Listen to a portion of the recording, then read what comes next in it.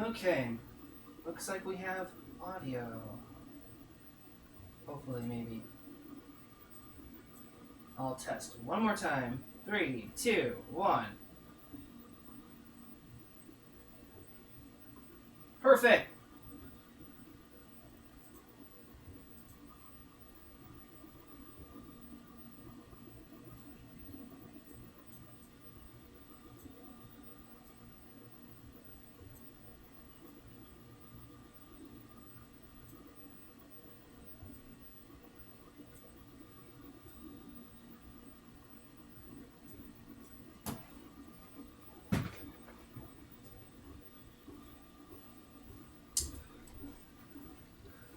Hey guys, how are you doing today? It is good to see you. We're not going to be spending too much time today. I have to be somewhere at 6, but I thought, what do you do if you're really tired, but you still need to do a live stream? Well, you do an unboxing, and I have 2 products here from WALLYE, which are the bags that I use when I go to a LAN event to carry all my stuff.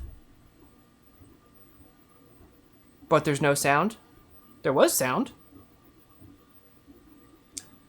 The video is also really choppy for me, so let me spend 2 seconds trying to fix this.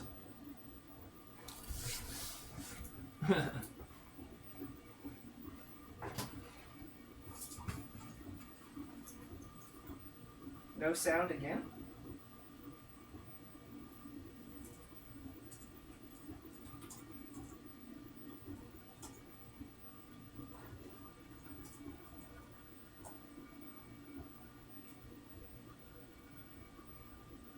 Oh. Is the video choppy for you guys?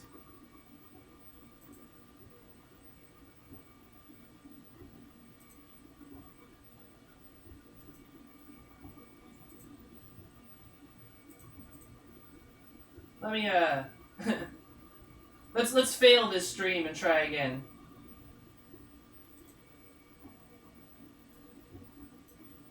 Well, 1 second. 1 second.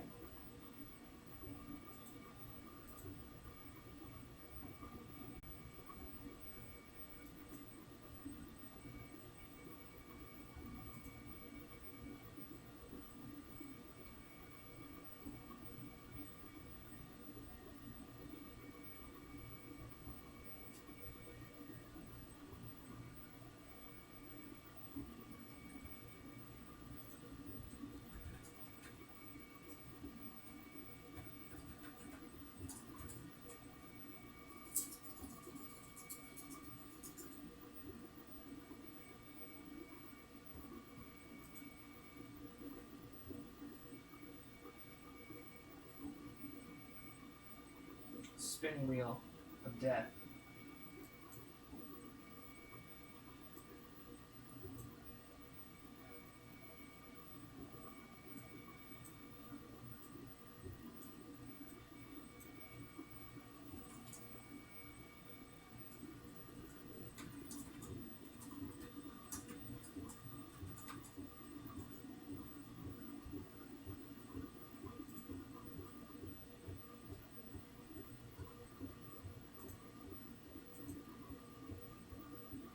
Oh, it's up for you guys? Alright, look at that!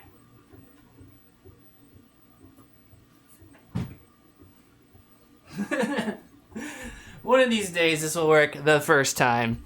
Or actually, I think it's worked the first time one time, and so that was my good time. Okay, yeah, I just had to refresh it. Sweet! Sweet! Perfect! Perfect! Okay.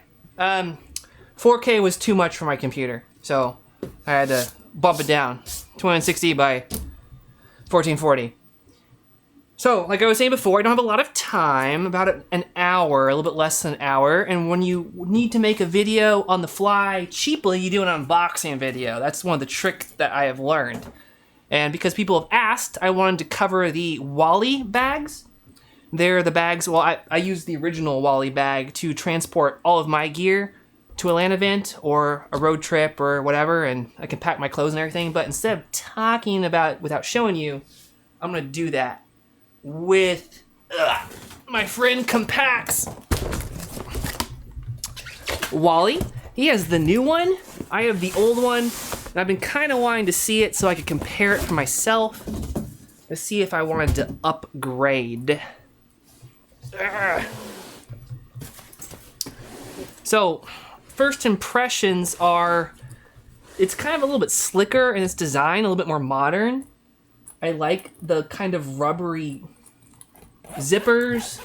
It feels like it's pretty much the same level of quality, but it's missing the cool top part. This is one of the reasons I love this bag so much. This is the original WALLYE.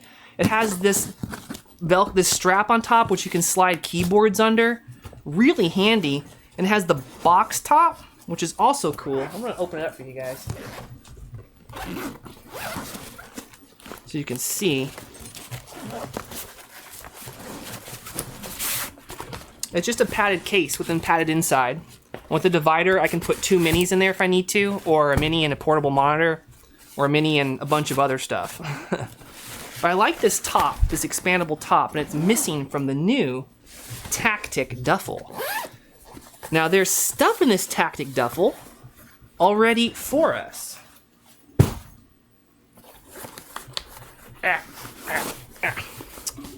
This is the WALLYE, the new WALLYE keyboard holder. It has straps for a belt or something like that, but you can buy it the same place that you can buy the Tactic duffel. And inside we have the Philco? Yeah, it's a Philco Majestouch Convertible 2. Nice keyboard. Craig has nice taste in keyboards. And this one's new. I don't smell Cheetos and Mountain Dew on it. This one is wireless, but it also has the USB that you can plug in if you need to. Very nice keyboard. Also the cable, of course. And this keyboard's so nice that it warrants a bag, but at the same time, it's built so well that it doesn't need one. I guess it could prevent you from smashing your other gear. See, this is one of the reasons I don't like the new bag. I'm sorry, but I don't like it so much because it's hard to get the stuff out without the top that opens up. It looks nice, but I don't know if it's worth it.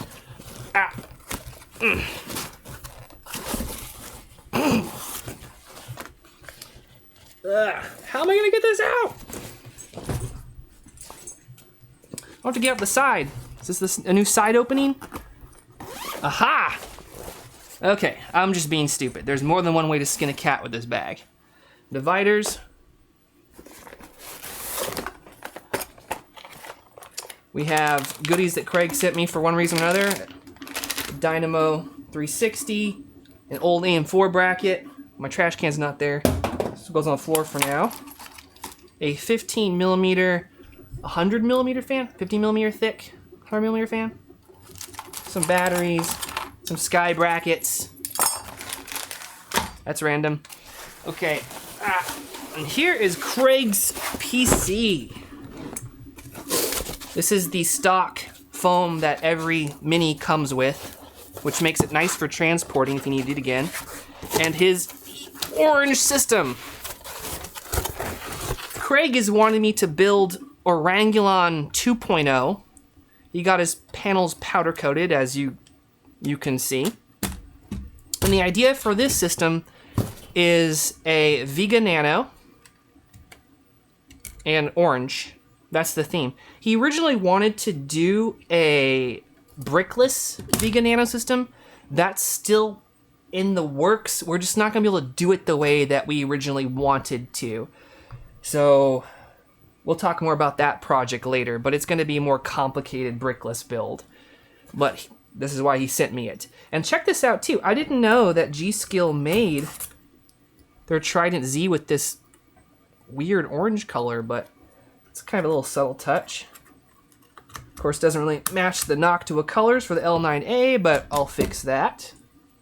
All right, let's see what else is in this bag of wonders.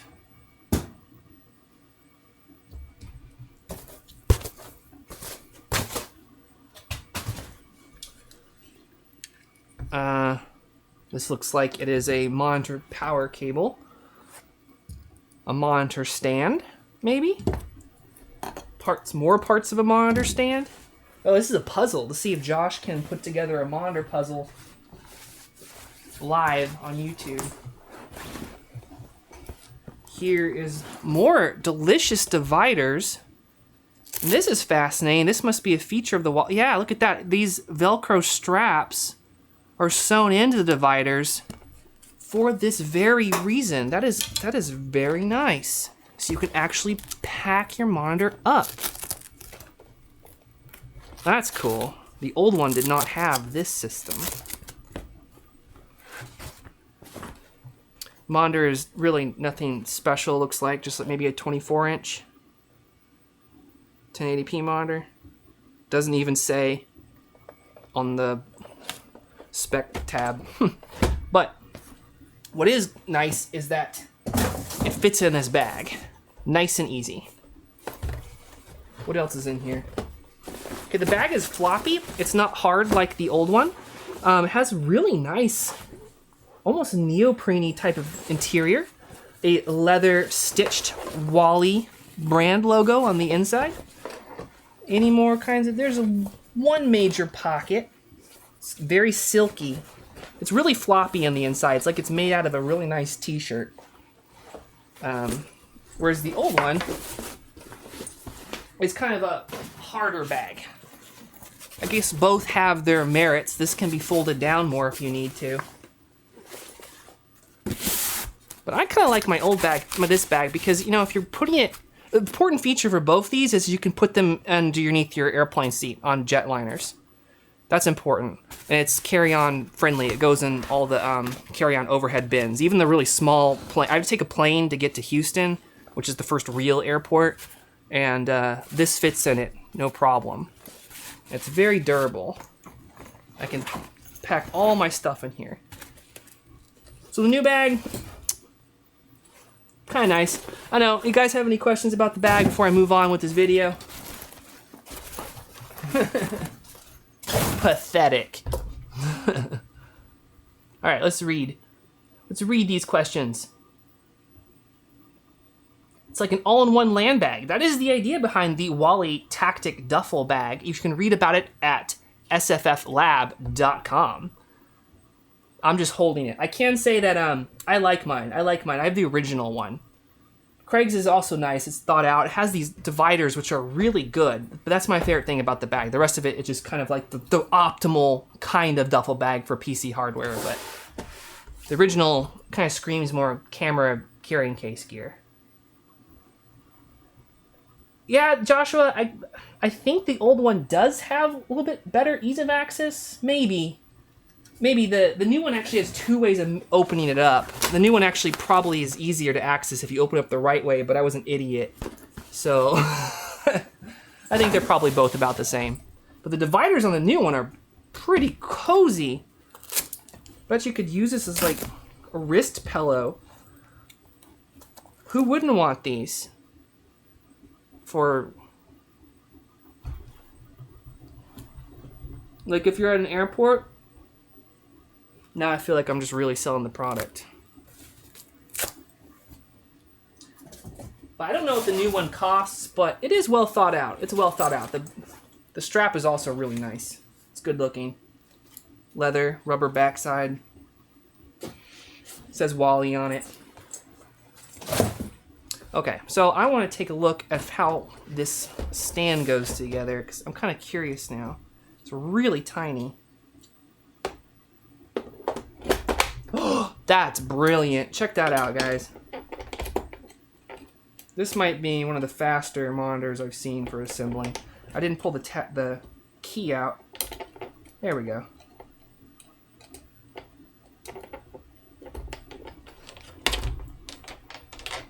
Completely toolless. It's kind of a handsome monitor.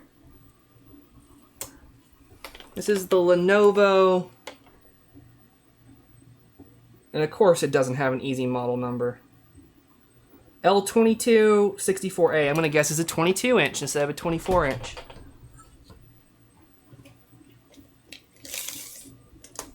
Yep. The power cable is USB? No, it's not. It just kind of looks like USB. And that's actually kind of dumb, because what if you lose this? I've never seen this kind of connector before. You are just going to be in trouble. But it is nice and solid. But we're not removing the monitor. I just wanted to compliment Craig on his choice of an easily compactable monitor kit. Okay. In a couple years, Simurai asks, do you think you're going to be sporting a nice laptop for portable work and gaming? Oh, that is a magnificent question, because especially when I was trying to think about the future of the Mini. I was a laptop gamer for a long time. For those of you who don't know, I was involved in a startup before I did NFC Systems, and I had to fly constantly, all the time. And I was a big gamer, so I had a laptop. I had a gaming laptop. And the problem with the gaming laptop is it seemed like you need to replace them once a year, which is very expensive. Gaming laptops are notorious for small things breaking. Like, I liked all my laptops I had. I had a bunch of Asus and Alienware laptops, but the speakers would break on it. One, I had the headphone jack break on it. Just tiny stuff. You know, that one of the keys would stop working. So that was always a pain. And you really could never have the same level of power as you did in a desktop. That's kind of changed. But I don't know. I just really like the experience of building a computer system. And I think that's why I like the Mini so much. So I don't really see me using a laptop in the future. I have an iPad Pro for all of my businessy work stuff when I go. I think that's the form factor of the future for most things, right? There's a couple games you can't play on an iPad, but that's about it. I even I traveled to my grandmother's house for Mother's Day, and I brought along my dad's MacBook and my iPad Pro, which I use as a secondary monitor plugged in. And I was surprised I was able to do a video, edit it on the fly, and ship it out. But I probably could have done the whole thing on the iPad Pro. Calvin Reeder says, that's a standard Lenovo laptop charger connector. Well, that's just odd, because that's not a very high amperage cable. But I guess Lenovo doesn't really make any high amperage necessitating laptops, so. My only problem is that I love my 27-inch BenQ and want to take it with me. Well, Tyler, when I went to LAN parties, I would take the biggest monitor I had anyway. You know, if you're going to go to a LAN party, go all in. Though I have to say that this is not so bad. I could live with that. But for traveling, I really liked the games monitor stand that I had. I made a video on that a long time ago. But you could fold it up and you had a carrying handle on it. So that's how I would carry mine around. Alpaca juice. Is my audio messing up really bad?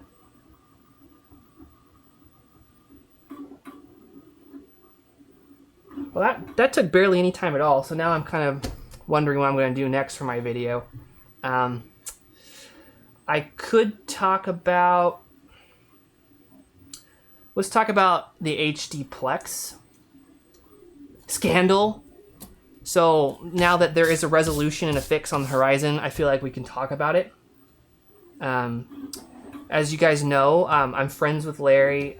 He's a great guy. I want to model my company after his level of customer service and support. But there's been like problem with the HD Plex 400. And while there has been problems with past HD Plex units, they've been very, very tiny. He's fixed them immediately. And overall, I'd say the HD Plex is probably the most stable power supply solution I've used, period, ever. So it was really weird to me what happened. So there's been like, I might get this wrong, but there's been like 5 HD Plex 400s, okay? We're up to revision 1.5 is going to be the next one. I guess that makes sense. But so that will be the 6th one. But what's really strange about it is HD Plex 400, he had 3 revisions that were all the same, and they were all labeled 1.4. So it's made tracking on the problem very hard. But anyway, the problem was with playing some video games, you would trip the unit and the computer would reset. And of course, in my experience and all the people on the forum experience who does these kind of things, they were like, well, it's the power brick. right? Because 99% of the time when that happens, it's your power brick, your AC/DC power adapter. But it wasn't. It was the HDPlex 400. So this kind of went unnoticed for quite some time, but it all started really, really pouring in my email address. I mean, I was troubleshooting so many different computer systems, and Larry was sending them new replacement units. He was awesome. He'd ship them all over the world immediately, free replacements. But we couldn't figure out what was going on because he did like 2 revisions. Anyway, I want to read this to you guys and read what he said because I don't want to get it wrong.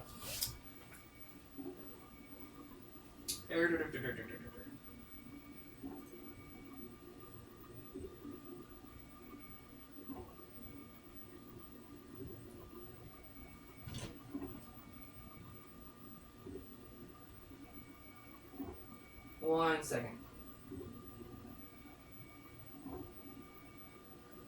Okay.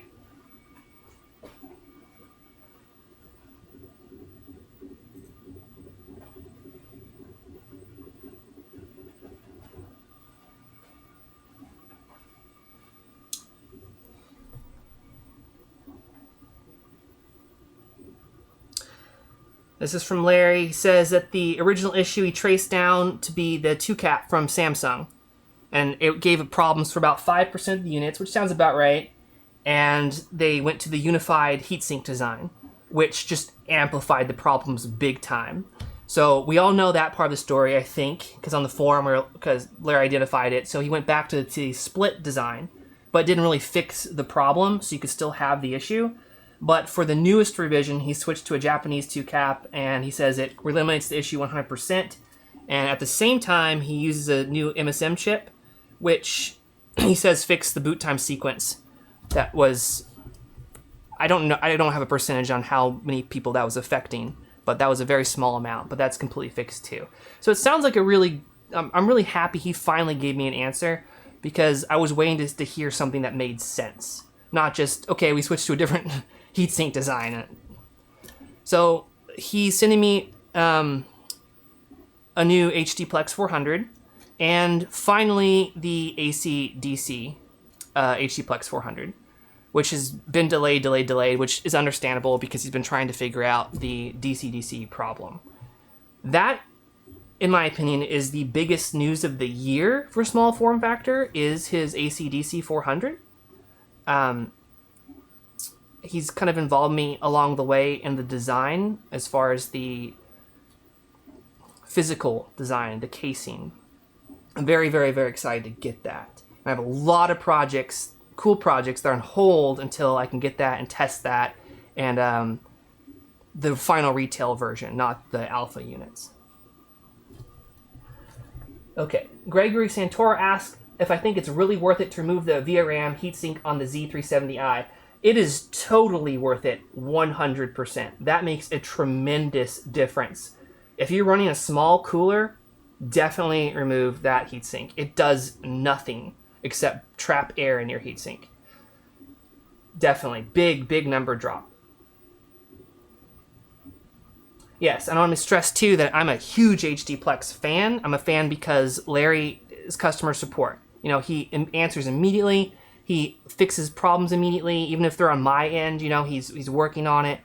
All the products he's made up until the HDPlex 400, I think, have been some of the most solid products I've used.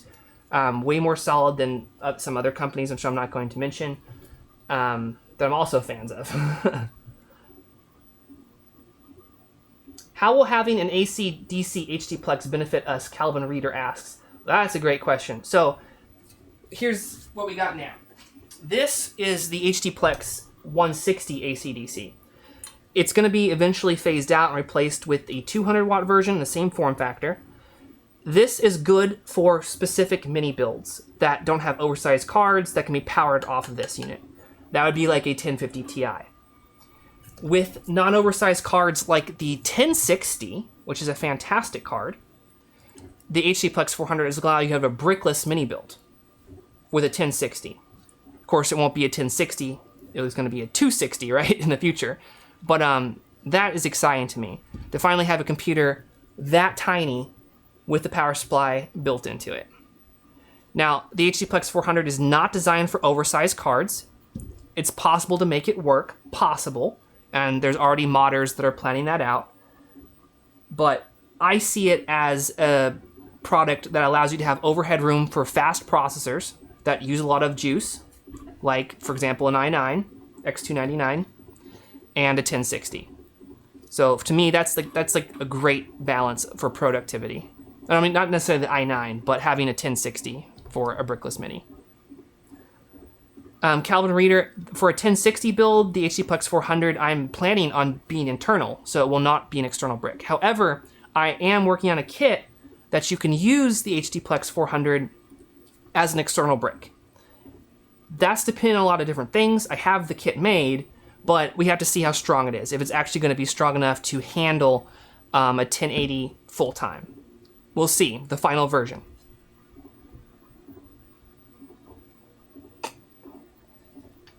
Windfall, that's correct. I don't think that's special information. I try never to give out any kind of special information, but I think that's common knowledge. If it wasn't, I'm sorry. But yeah, this unit's going to be replaced with the 200 watt version. In fact, the new version of the 160, this one, is a 200 watt version. It's just not been tested and rated as such. But it's basically the same thing.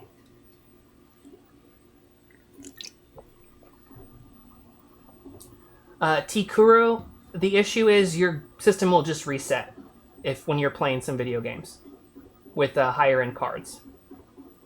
That's just the issue. But the old HDPlex 400s are bulletproof. I mean, they're amazing. It's just that certain versions of 1.4 don't work. And there's no easy way to tell which one that will be, unfortunately, because they're not labeled well between the revisions and the fixes. Some people will say if you have the split cap design, it's good, and the single heatsink design is bad. It's not necessarily true because the dual split side design can also be bad. Lionel, I'm sorry, you're really far away, and I'm not very good at reading from this far away. Lionel Donato says the 400 watt isn't capable of running a GTX 1070? It probably should be. It probably should be capable of running the 1080, but again, I want the production model in hand to test out myself before I make any claims. And I can't help you, Niels. That's something you're going to have to follow your heart on. There's one more power supply I want to cover, and I want to cover this now because it's been in development hell for me. It's my fault. I've been making this special carbon fiber mini that's all water cooled, right, for a very long time. It has just been an impossible challenge. I said it was impossible to begin with, and the customer's like, do it anyway. So I've been working on it for a long time. But Gary actually developed a completely custom power supply for it from G Unique. And I think that he might be selling that now, which you can buy yourself, which just shows you how bad of a disservice I did to him. But I wanted to make a really cool video really showing it off because it's just amazing. But, you know, life happened. I'm going to get that and talk about that real quick because once the HDPlex 400 comes out, I'm probably only going to be talking about that forever and ever more. And I don't want Gary's awesome modding to go unnoticed because he's my favorite modder in the world. So.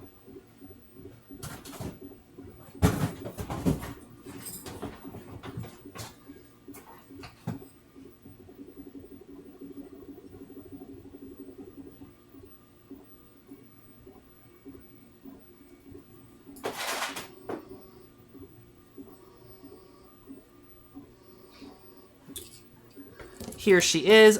If you guys are on his Discord, you've probably already seen this, but this was originally developed for my special mini that I've been building. This is the G Unique. It's not even labeled, but it's about 550 watt power supply, I'm guessing. I don't actually know because it powers the i9/1080 Ti system I have with the Lang pump perfectly, even overclocked, and it's awesome. It's a metal build. It's super tiny. Do I have a Dell power brick somewhere to show you guys?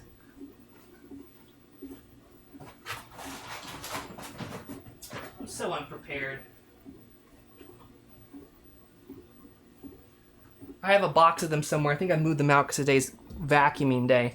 But it's actually pretty much the same size as the Dell unit. It has 2 fans on it, so it does make some noise, but of course this can power a 1080 Ti system perfectly, and it's built so beautifully. It is such a beautiful, beautiful power supply. So if this is interesting to you, go hit up Gary, ask him to build one. I don't know what they cost, so there's that. And the problem with Gary's units is that there's only one Gary, and he's a modder. This is a modded power supply, or rather a custom-built power supply, so it's not easy to get a hold of them. But it's magical. Of course, he made the 12-volt plug-in unit for me, too. This is based off his Archdemon, which I call the Archangel, because I don't want really a demon inside my computer. But it's built with the custom length for that system. And of course, his super sexy cable. It's so sexy, guys. It's just, look how flexible it is. It's just amazing. It's like a snake or something. I love this thing. So anyway, he built this for me. Really, really grateful that he did that. Again, Gary is my favorite modder. But until we can clone Gary, unfortunately, these are kind of hard to get a hold of. So, in the interim, not to take business away from Gary, who again is my favorite modder, and from Larry, who is a business partner and a friend and who makes amazing tested, manufactured, mass-produced systems, I have an interim product. Remember the Delta 400 watt power supply that I found and used for a 1080 Ti Mini a while back for an S4 Mini Classic? I'll hit the show button. That's cool, YouTube. 1 second.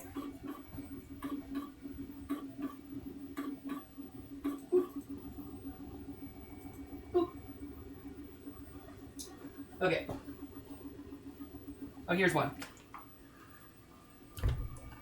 This is a 400 watt 19 volt power supply from Delta. It's fairly cheap when we're talking about AC/DC big power supplies. You can get it for about 120 bucks if you buy it on Mouser or DigiKey. I've been doing a couple of these. One customer asked me to do some modding to convert them for him. There was a problem with these. The problem with this power supply is that there's no cooling, and it needs cooling. It gets to be like molten core hot. I mean, melt a hole in the floor. So I decided that, okay, there's really no reason that we can't use they. They work okay. You just need to keep them cool enough. So I made a 3D printed top for it, where you can stick on a fan. And you can stick on 2 smaller fans if you want a little bit noisier and want to do a little bit more wiring if you want a slim profile. Or you can use an 80mm fan or a 92mm fan, but I will upload those to the Small Form Factor website. On my last revision over there, finally worked out all the little kinks and bugs. Right now, my plan is to use GX16 connectors because I can sleeve them and they look really sexy. If you want to see what that looks like, go to my website and go to the GX16 connector page in the shop, and you can see what a cable looks like. But you can, I'll upload a Model 2 where you can just buy a C6 connector or something. So that'll work. But it works out. So I have a top for it now developed. Anyway, but that's an interim. That's an interim until we can get HD Plex's mass-produced unit, or if you're really, really, really, really, really lucky, you can buy something from Gary. Yes, Windfall, the printer is printing another cover. This is the 3rd revision.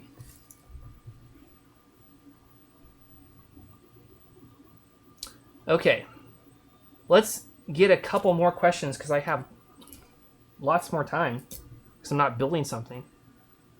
You want to talk about my horrible last video I made with the delidding? I want to be extra clear.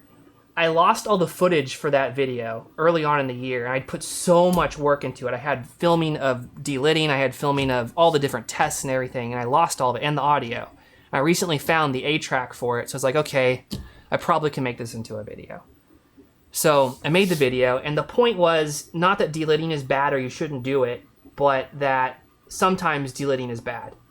And it is.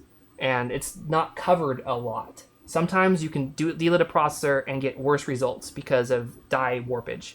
So That was the point of that video I was trying to make. Not that I'm against steelitting or against liquid metal tin.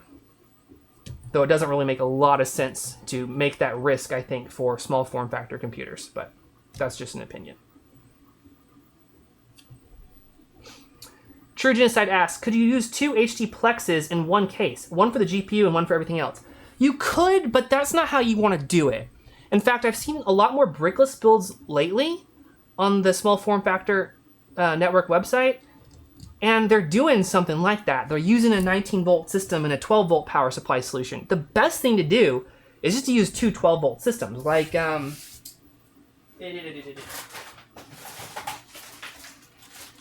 of these suckers.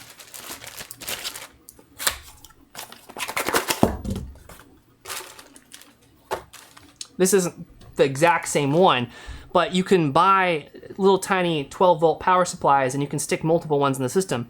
You can just power one to your graphics card and one to your motherboard. I'm not going to be using this one, so I'll probably just end up throwing it out. I don't know what I'll use it for. But that's what I would do. In fact, Gary's product, if you look at how this is wired, this is coming straight off the 12-volt input. You don't actually need to even go through a converter if you're using straight 12 volts. Now, if you had a HD Plex unit, you'd have to go through the 24-pin plug-in unit, like you see with the HD Plex product. So as long as you have 12 volts coming off your power supply, you can plug it right into your graphics card. So I don't know if that's helpful or not.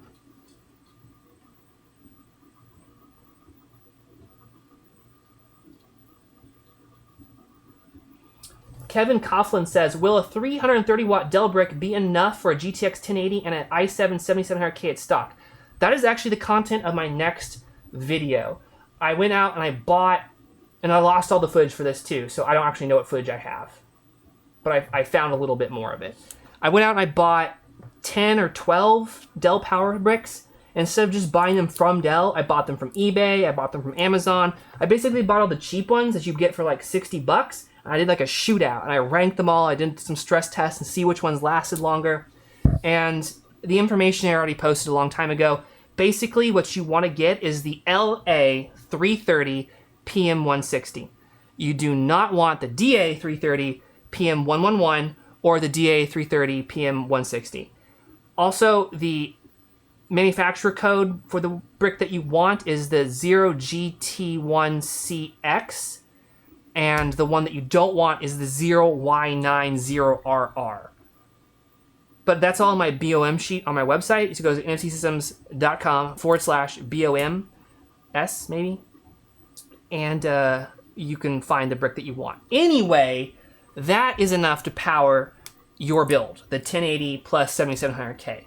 If you buy the DA version, the cheap one that you find on Amazon or whatever, that is good for a 1060, maybe a 1070, maybe. So, a lot of people said that the difference is the manufacturers. Some are by Lydon, some are by Delta. That's probably true, but there's something else different about the bricks. I don't know what it is, that consistently they fail at a certain wattage output. They just will trip and reset. Whereas the LA 330 PM160s are solid, in my opinion. They can actually, and don't do this, I'm not recommending it, but I've had them power 1080 Ti builds before. I don't think it's safe to recommend, but I'm just saying you have some overhead with a 1080.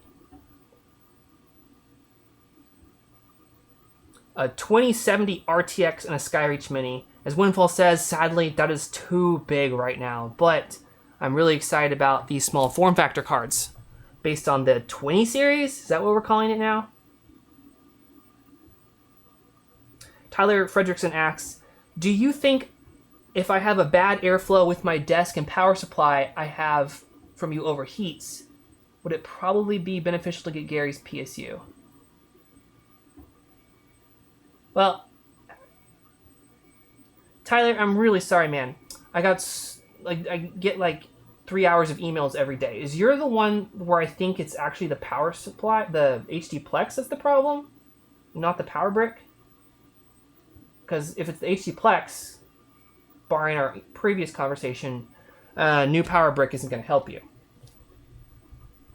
But of course, if you're replacing the whole thing with Gary's system, yes. I mean, there's really no reason not to buy a Gary's power supply other than it's really long. It takes a long time to get one, right? Because it's just one guy basically hand making these things.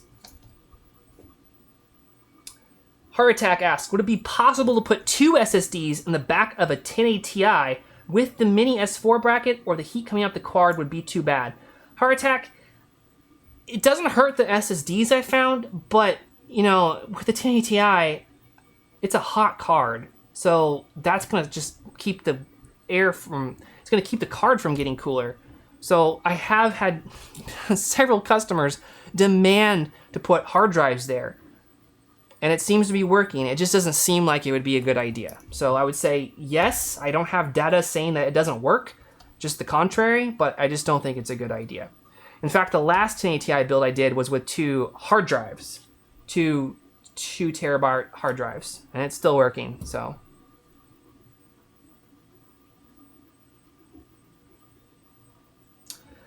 Hello, Josh. Sorry, this is by Trasher Hater. Have you thought of a computer case based on a liquid cooling comparable in volume with Skyreach?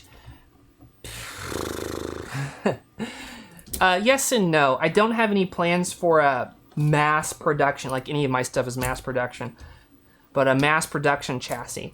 But I have been working on forever now, it seems, a custom Mini with water cooling in mind. It's highly custom. Every part is custom. The whole frame is custom. The water moves through the frame because there's no room for a reservoir.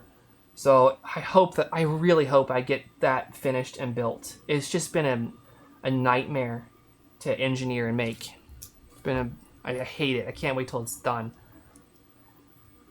If it ever gets done, I think it will be pretty cool, but I'll probably hate it too much just from how much heartache it's caused me and the cost.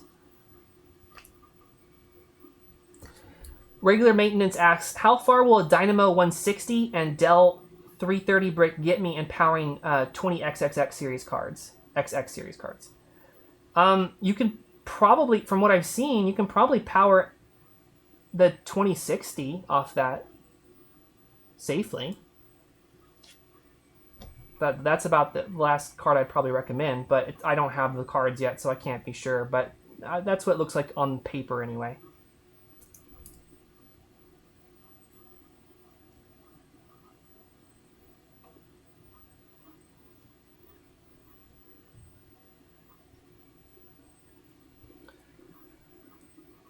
Well, Tyler, if you're 100% sure it's the AC/DC power supply, then yeah, it will work great. Gary's power supply, I've not had overheating issues. It has that metal case, and which is probably really dangerous now I think about it. And it has 2 fans pulling air through it, so it works really well.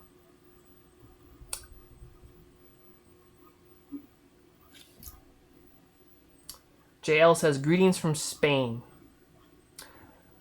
What is one absolutely must-see location in Spain, JL? My best friend is visiting in 2 weeks. He's traveling all over.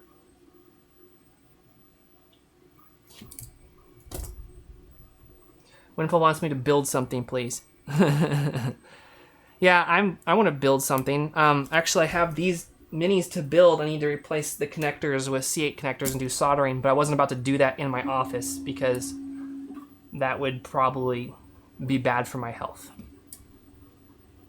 I was going to also assemble one of my Delta power supplies, but I couldn't. And because I have to leave before 6 today, I need to keep this video really, really short.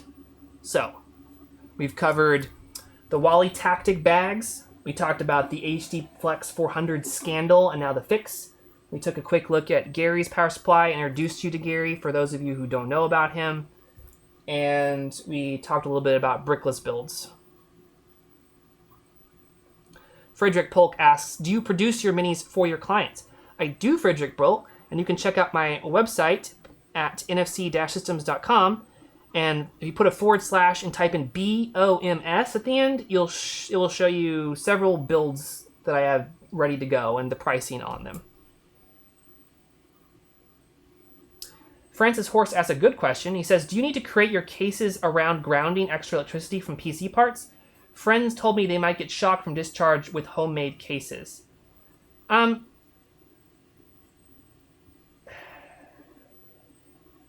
that's a really good question that's not easily answerable. I would say for the most part, no. Your parts are grounded through your power supply, but if you're talking about DC powered, already converted kits, you still don't. The power supply is the main source of grounding. So I don't think I would worry about it. The only thing I would be concerned about when I worked at that startup and was making S3s for them, I was powder coating everything inside and out. And for some audio applications, because these were for streaming live video, doing that can cause some audio hum. So with the minis, everything's anodized, so the motherboard I/O is getting grounded through the case, and it really reduces the amount of hum that you get. But as far as shocking yourself, I mean, I've literally built a computer in a Little Debbie's box before that was used long term for a friend because we were bored on a Sunday night. So I have never, ever seen that, and I've done some really sketchy stuff. So no, everything grounds through your power supply. And Windfall, I gotta click that button. It's very handy. It's automatically moderated. Oh yeah, Frederick Polk did make a PC parts picker list. I decided to want to use that for most parts because then I miss out on my Amazon commission. They give me some money if you use my BOMs page. So that's really handy for me. And if you don't want to use my BOMs page, that's totally great. Awesome. But it is one of the small ways I pay my bills. But I do link people who ask for me anyway. Pizza box computer. That would be something. But no, it was a Little Debbie's box computer. Steve Martino asks, do these Pico power supplies have the same sort of protection as full-size power supplies? It's actually better for the most part because everything is DC inside of your computer case, which is obviously very safe compared to AC power. AC power is what can kill you. DC power, it's very hard to hurt yourself with DC power. So this is an AC DC power supply. This is the unit that can hurt you because you're plugging this into the wall. But if you're using this part inside your computer case, very, very safe. So no. Getting shocked with DC power, even from a graphics card before, which I've done, is not so bad. It burns, but it's very surface oriented. I don't know if that makes sense. I have shocked myself with AC many times before, and it hurts, and it can make you stop breathing for a while. The worst I've ever been electrocuted is actually why I have this kind of stutter when I talk. I was powder coating in my shop off 220, and I got too close to the grounding part, and it got arced, and the powder ignited. It exploded, knocked me back, and somehow I electrocuted myself. But I woke up on the floor like at least 5 minutes later. And ever since then, I have a hard time speaking. So you gotta be careful. I've also shocked myself on 220 doing some welding, but that was not actually welding, it was plugging the equipment in because my shop is a nightmare. It's very dangerous in there. You should not go into my workshop. But that's why you watch it safely from behind the camera.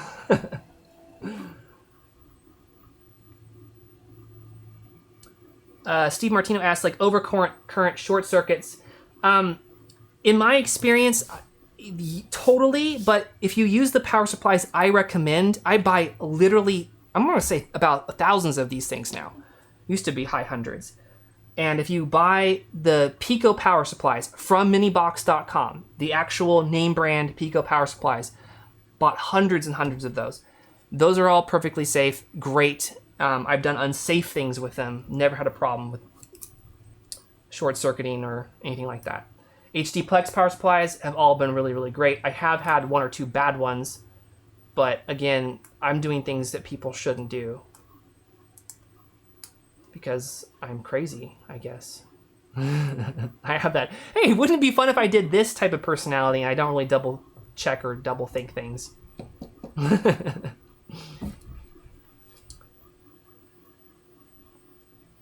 Rob B, if you have a question that you can't find an answer to, always feel free to email me. I spend the first 2 hours of my day at least answering questions for how to build a PC. And I gotta say, as I'm wrapping it up here, it's been a super big blessing for me to be able to interact with people who are first-time PC builders.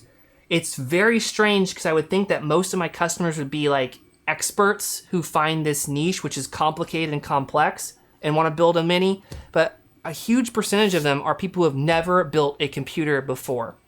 So it's just awesome that this is their first computer building experience, and they don't know any better that it's actually easier with a big case. So don't tell.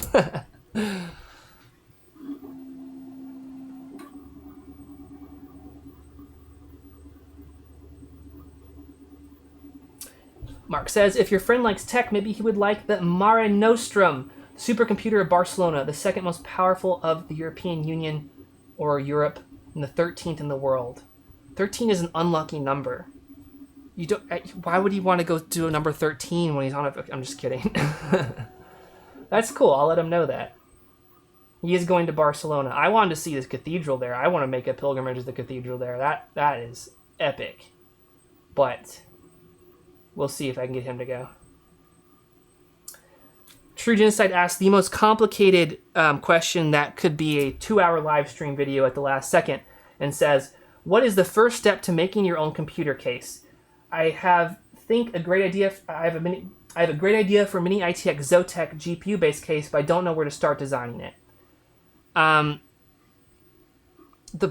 I started is paper. Just paper. Draw something out on paper, get your measurements, and start seeing if everything will go together. Then cardboard, fold the boxes up. You can use scissors and tape, and you can actually make a mock of your product in cardboard with old cereal boxes. If you want to just use it on the computer, SketchUp is a great tool because it's super easy to learn, and there are thousands and I don't know. There's a large number of computer hardware and parts that are already modeled. If you go to smallformfactor.net and you go to the forums, there's a resources tab at the top, and that has a lot of parts that you can just start playing with. And there's other places like GrabCAD to have SketchUp models, and of course the SketchUp warehouse. So that's another great resource. Windfall asks, hey Josh, I have one of those Sapphire 5x5 boards. If I sent it to you, would you review it? I would certainly look at it and talk about it and do that kind of review. I'm not really capable of doing a real review. I rely on the experts for that. I'm just a guy who likes putting computers together, and then I make YouTube videos talking about my thoughts. Maxim asks, trying to get down to the last minute, all these great questions. Hi Josh, does powder coating work well with anodized surface of the case, or is some prep needed? Anodized coating is like the best possible preparation for powder coating. It is amazing. Powder sticks to that like glue. So if that's the main reason I went with anodized cases and silver anodized cases, is you can take it to a powder coater and they don't have to do really any prep work. They literally are going to wipe it free of fingerprints with acetone, and then they're going to shoot it. That's all it needs to be done. The black panels, that can cause some problems, not really with Lee and Lee, but with lower quality manufacturing. But I didn't want to risk it, so that's why the outer panels in the Mini are silver. Plus, I think it looks cooler that way. Some more questions on Spain, Barcelona. If your friend's into tattoos, Meat Shop is the place to go. They won several prizes and specialize in New York designs. That sounds like a cool place. We're both into photography and videography, and I think that would be a cool stop. So I'll pass that on to him. Steve Martino says, can you throw some links to some of the gear you showcase in the description after the broadcast? Fantastic idea. I will definitely do that when I get back tonight. And Woodwork Life says, hit me up. I'd love to collab on a future wooden PC. That would be incredible. I actually have, I don't know if you're talking to me or somebody else, but on that subject, as my very, very, very last subject, 2 beams that date from pre-Civil War, and we actually can trace them back to that, of solid walnut, black walnut. And the marbling looks amazing on them, and I was planning on chopping them up to make the mini STX computers that I'm working on now. But that's going to require a lot of fancy finishing and some techniques that I do not understand. So maybe I will work with you on that. If you could send me an email, I'd love to get your help on the project.